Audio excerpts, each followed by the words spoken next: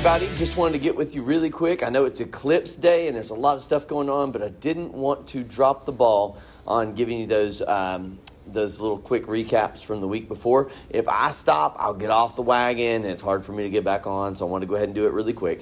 Hey, this past Wednesday, we had a great night. It was a little unusual lesson as we started a couple of weeks in the book of Judges. Now, you say, Judges, is that in the Bible? Yeah, it's in the Old Testament. It's right after Joshua and right before Ruth, just so y'all know kind of where it falls. It's in the Old Testament. And so there's some great lessons that we can learn. Last week, we looked at a very interesting story. Matter of fact, it's a little gruesome, so forgive me, but I'll give you the nuts and bolts of it. The children of Israel had kind of departed from where God wanted them to be.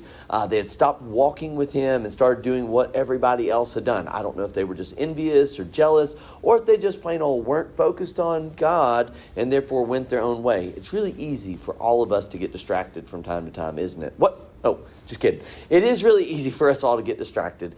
And the children of Israel find themselves in a place where they are severely distracted, and they have walked away from God. They've started serving some other gods kind of on the side. Now, let me tell you something. God is a jealous God, and anytime we allow something to take his place, there are going to be consequences to that. And so it's really important that we teach that to our students and help them to realize how to prioritize their life. And so some of the lessons that we can learn from the story of Ehud is this reality of what? That we have a priority in our life, and our priority needs to be our walk with God. All these other things are important, but anytime we let good things take the place of the greatest thing, then we get all out of whack. And so it's important for us to make sure that we get things back in order. Well, here's the nuts and bolts of the story. The children of Israel had strayed away from where God wanted them to be. They're in the promised land. You know, they already wandered through the desert for 40 years.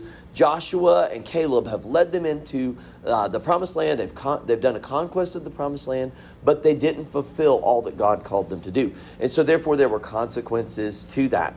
Multiple things about consequences. And the first lesson that we had this week were that actions always have consequences. Some actions have good consequences. Some actions have bad consequences. For instance, if you do your homework, there are good consequences to that. You get a good grade. You're prepared for tests. If you read and study what you're supposed to, 9 times out of 10, always there some variation with that, but 9 times out of 10 you're prepared for tests and you're ready to go. Not to mention you learn something, so it's important that you do that. It's a good consequence. If you get sleep that you need, you feel better rested. If you eat healthy, you usually feel better. If you work out, you feel better, right? Are you with me? If you spend time with your family, you have a better relationship with your family. If you go off and do your own thing and never spend any time with them, guess what? You're not going to feel very close to them, right? All things have consequences. If you don't do your homework, guess what? You could get a bad grade. What? Because you didn't turn in your homework, but also because you're not prepared for the test that you have to take, right? If you do drugs, there are consequences for that, right? Illegal drugs specifically. If you take illegal substances and then you get caught with it, what? You get the consequence of that. Or it impairs your driving ability, or it impairs your thought process. Those things are consequences that come with doing those things, being in disobedience. The reality is all of life have consequences. Some are good and some are bad. It's super important that we focus on doing the right things, and by so doing, we reap the good consequences and not the bad consequences. In the Bible, it tells us that we reap what we sow. So it's important that we sow the right things so that we can reap the right things. If you and your family and your students are studying God's Word, spending time in the Word, spending time with other believers, spending time absorbing God's truth, guess what? That is what you're going to reap. You're going to reap God's truth. You're going to end up with a closer walk with God. If you are distancing yourself from God's truth, you're going to be further away from God, just like the children of Israel were. Well, God had promised protection, but when Israel had disobeyed, he allowed Eglon, the king of Moab, to come in and rule over them. There's a period of time, I have to go back and look, I believe it's 18 years, where Eglon was ruling over them and kind of putting his thumb on the children of Israel.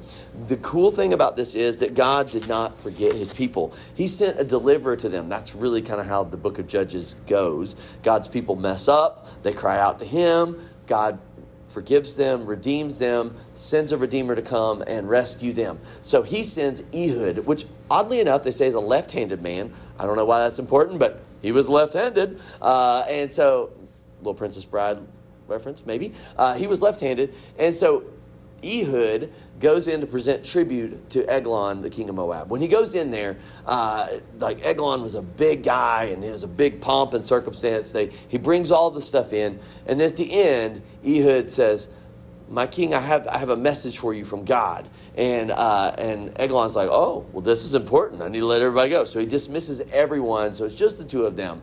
And what we learn in the scriptures is that Ehud had made a knife that was 18 inches long. I brought in a knife that was close to that, so if you heard something about that, that's what that was.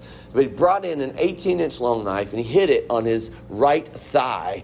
And when he went down, he pretended, I guess, to tie his shoe or something, and he whispered into his ear. He picked up that knife and jabbed it all the way in to Eglon. Now, it's kind of gross, but it says that it went all the way into his stomach, and all the way so that basically Eglon's stomach swallowed the knife. And so Ehud pulls out his hand, and he's like, "Ooh," and you can't see that there's a knife in him, but there's a knife in Eglon, killing him. Pretty amazing when that all comes down to it.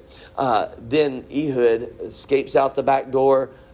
Eglon's guards think that he's just taking a break, just kind of chilling a little bit. And so they eventually get to a point where they get worried about him, and they go in and they find him dead. Now, there's more to that story. You can go check that out. There's some interesting details. You can go and look at that, but we don't have time to get into that because I'm keeping this short. All right. So then he gets away, and God's people have a period of peace where they're following God, they're focused on him, and life is better. The thing that I wanted to say for the second thing is that distractions can happen, right? We talked about consequences first. Then we talked about how we can get distracted. Now, it's important for us to recognize that distractions can happen and do our best to overcome distractions. Well, how do we overcome distractions? By setting our focus and making sure we prioritize certain things in our life. In Matthew chapter 6, Jesus said, "Seek the things above where Christ did." I'm sorry, I'm giving you Colossians 3. It says, "Seek first the kingdom of heaven and his righteousness, and all these things will be added unto you." That's Matthew chapter 6, verse 33. In Colossians 3, Paul echoes a similar statement where he says, "Keep seeking the things above where Christ is, seated at the right hand of the throne of God."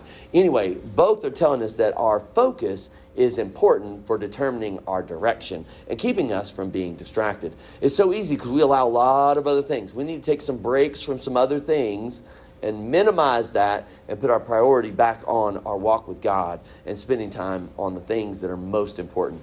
No one sets your priorities except for you. Yes, people may tell you you have to do certain things, but ultimately it's you that sets your priority. Parents, you're going to have to help your students set the priorities in their life. They may not like that, but that's important, of teaching them a lesson of saying, hey, let's put God first. Let's put Jesus first in all things. Let's put others second, and then let's put ourselves third.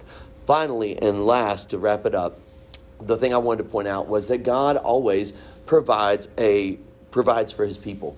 In this case, God provided Ehud, who redeemed the people of God and was able to bring them back in the line where God wanted them to be. They reaped the good consequences of walking with God, and they were better prepared to keep going in that journey. Really neat lesson, a little odd because it's from the Old Testament. We don't always spend a lot of time in there, but I think it's important that we do because there's some neat stories in the Old Testament that teach us God's truth. I hope this has been beneficial. I hope you have a wonderful rest of the day. If you go watch the eclipse, go watch the eclipse. You're probably watching this after the eclipse anyway. But I hope it's great, and I hope you and your family are all doing well. If there's anything I can do to help you, please reach out and let me know. Hope y'all have a great day. We'll see you soon. Bye.